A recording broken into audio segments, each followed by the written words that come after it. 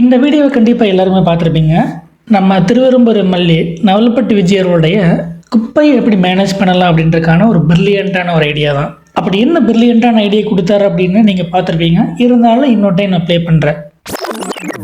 அதாவதுங்க, கிட்டத்தட்ட 6 லட்சம் டன்னு குப்பை இங்கே இருக்குது. இவங்க என்ன பண்ணியிருக்காங்கன்னு கேட்டிங்கன்னா, இந்த குப்பையை சலித்து அந்த மண், அதில் உள்ள பிளாஸ்டிக் கழிவு எல்லாத்தையும் எடுத்துகிட்டு போகிறதுக்காக ஒரு 40 கோடி ரூபா நிதி ஒதுக்கியிருக்காங்க. அவங்க எடுத்துகிட்டு போகிறதுக்கு இன்னும் காலுக்கெடு 2 வருஷம் ஆகும்னு சொல்கிறாங்க. ஒரே தீர்வு என்னன்னு கேட்டிங்கன்னா, பயன்பாடே இல்லாமல் கால்நடைகளுக்கு பாதுகாப்பும் மக்களுக்கு பாதுகாப்பும் இல்லாத இடத்துல துவாக்குடி மலையில் பார்த்தீங்கன்னா 1000 அடிக்கு கீழே பல்ல பாறையாக இருக்குது. அது மண்பாங்கான இடம் கூட கிடையாது, பாறையாக இருக்குது. அந்த பாறையில் கொண்டு போய் நம்ம குட்டி கிட்டத்தட்ட ஒரு 50 அடி 20-40 அடியாக வந்து நல்ல மண்ணை மேலே குட்டிட்டோம்னு வச்சுக்கலாம். அது வந்து எந்த பாதுகாப்பும் நல்ல மக்களுக்கு பாதுகாப்பானதாக இருக்கும். அங்கே பெரிய சுற்றுச்சூழல் இதை விட மோசமாக இருக்காது. ஆக்சுவலாக இந்த ஐடியா ஒர்த்தானதா இல்லை மோசமான ஆபத்தான ஐடியாவா அப்படின்லாம் நான் விளக்கம் கொடுக்க வரல.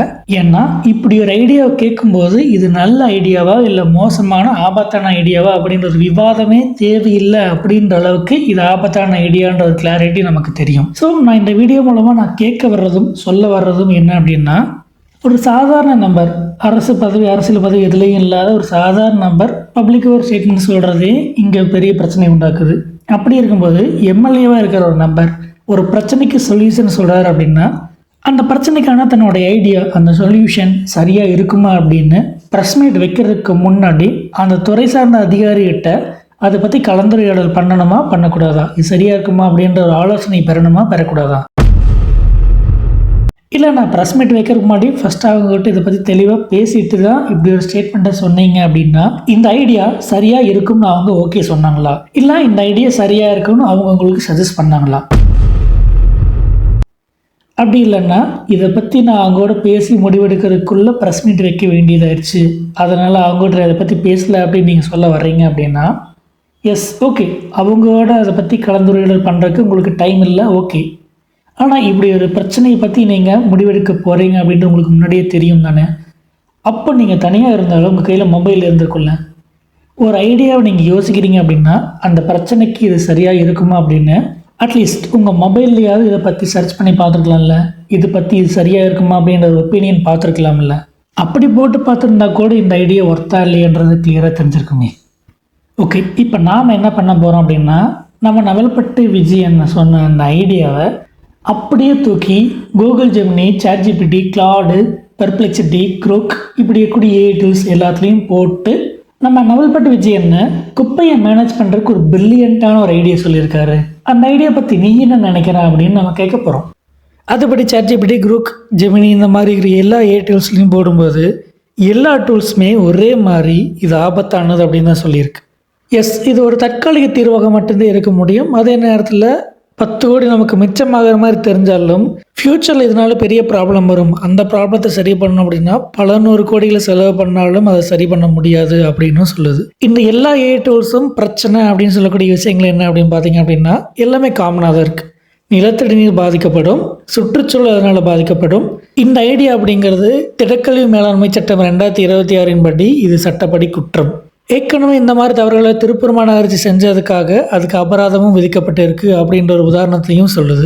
அதே நேரத்தில் குப்பைகள் இந்த மாதிரி குழியில் போடுறோம் அப்படின்னா தினம் அதிகமான குப்பைகள் உருவாகிட்டு தான் இருக்குது. அதெல்லாம் எத்தனை குழியில் போட்டு மூடுவோம் அப்படின்ற ஒரு கொஸ்டின் இங்கே கிரியேட் ஆகுது. ஸோ இந்த பிரச்சனைக்கு ஏஐ சொல்லக்கூடிய சொல்யூஷன் என்ன அப்படின்னு பார்த்தீங்க அப்படின்னா, ஆல்ரெடி பண்ணிட்டு இருக்கிற பயோ மைனிங்கை இன்னும் ஸ்பீடு பண்ணோம், இன்னும் எக்ஸ்டெண்ட் பண்ணோம் அப்படின்னா இப்போ குப்பைகளை தரம் பிரித்து மறுசுழற்சி பண்ணக்கூடிய வேலையை இன்னும் வேகம் பண்ணலாம். இது மூலமாக இன்னும் கொஞ்சம் சீக்கிரமாகவே தேங்கி இருக்க குப்பைகளெல்லாம் நாம் ரீசைக்கிள் பண்ணி அங்கேருந்து அகற்றிடலாம். இதுதான் ஒரு சரியான நிரந்தர தீர்வாக இருக்குமே தவிர குழியில் போட்டு மூடுறது சிறந்த தீர்வாக இருக்காது அப்படின்னும் சொல்லுது. இப்படி குப்பைகளை குழியில் போட்டு மூடுறதை விட பயோ மைனிங் பண்ணி ரீசைக்கிள் பண்ணி அதை அழிக்கிறது தான் சிறந்த தீர்வாக இருக்கும் அப்படின்னு ஒரு ஏஐ டூலில் இருக்கிற எல்லா ஏஐ டூலும் இதைத்தான் சொல்லுது. இதில் க்ளவுட் ஏஐ டூல் இன்னும் ஒருபடி மேலே போய் குப்பை மேலாண்மை, அதாவது வேஸ்ட் மேனேஜ்மெண்ட் அப்படின்றது குப்பைகளை மறைச்சி வைக்கிறது, ஒழிச்சு வைக்கிறது கிடையாது. குப்பைகளை குறைக்கிறதும் மறுசுழற்சி பண்ணி அழிக்கிறதும் தான் சரியான வேஸ்ட் மேனேஜ்மெண்ட் அப்படின்னு சொல்லுது. அதாவது நம்ம க்ளவுட் ஏஐ என்ன சொல்ல வருது அப்படின்னா, நம்ம விஜயனை குப்பை எப்படி ஒழிச்சு வைக்கலாம் அப்படின்னு தான் ஐடியா கொடுக்குறாரு அப்படின்னு சொல்லுது. எனிவே இந்த வீடியோ எதுக்காக அப்படின்னா நம்ம விஜய் என்ன சொன்ன அந்த ஐடியா சரியா தப்பா அப்படின்னு விவாதம் பண்ணுறதுக்காக கிடையாது. நாம் ஒரு ஐடியா பப்ளிக்காக சொல்கிறோம் அப்படின்னா அது சரியா தப்பான்னு ஃபஸ்ட்டு நாம் அதை கிளாரிஃபை பண்ணிக்கணும். அதுக்கு தான் அந்த துறை சார்ந்த எக்ஸ்பர்ட்ஸ் இருக்காங்க, அவங்கள்ட்ட கேட்டு கிளாரிஃபை பண்ணியிருக்கலாம்.